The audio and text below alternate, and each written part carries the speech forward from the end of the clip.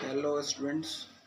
So, in the series of the ATN, Analyze the NCERT, आज जो हमने line ली हुई है वो है लाइन नंबर 6 और मैं एक बार आपके लिए पढ़ता हूँ इसको. The description of living organism including human being begin much later in human history.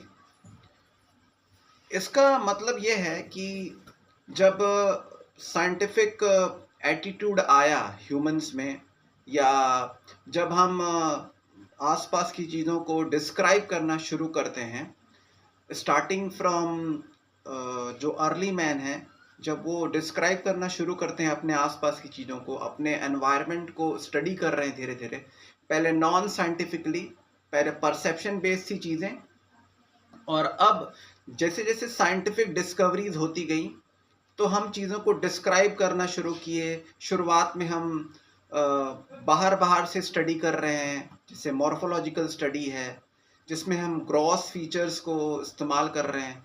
बाद में जैसे एडवांसमेंट हुआ टेक्नोलॉजी में, तो हमने फिर एनाटॉमी पढ़ा, इंटरनल स्ट्रक्चर पढ़ा, सेल लेवल पे चीज़ें पढ़ी जाने लगी. तो जब इस दौरान की अगर मैं जब बात करूं, तो जो ह्यूमन के बारे में जो डिस्क्रिप्शन है, ह्यूमन ने ह्यूमन के बारे में जो डिस्क्रिप्शन दिया या लिविंग ऑर्गेनिज्म के बारे में जो डिस्क्रिप्शन दिया, ये उस डिस्क्रिप्शन के जो इतना बड़ा जो पाथवे था, इंटरप्ले था, वो इस इंटरप्ले के बहुत बाद में आया. पहले ये अपने आसपास की चीज़ों को क्लासिफाई करे, पहले non living in animate materials को क्लासिफाई किया, उनको स्टडी किया, उनको डिस्क्राइब किया. उसके बाद नेचुरल फिनोमेनास को डिस्क्राइब करना शुरू किया.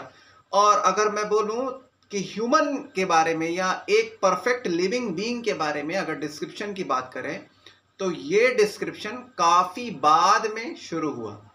तो ये था इस लाइन का मतलब. अब खास बात यह है कि सवाल ये उठता है कि ये डिस्क्रिप्शन, अगर लिविंग बीइंग के बारे में डिस्क्रिप्शन की बात करें, तो ये डिस्क्रिप्शन इतना लेट क्यों शुरू हुआ? क्या डिफरेंस है डिस्क्रिप्शन देना इन एनिमेट मटेरियल और एनिमेट मटेरियल के बीच में? ऐसा क्या सिमिलैरिटी है, ऐसी क्या डिसिमिलैरिटी है कि इतना लेट स्टार्ट हुआ?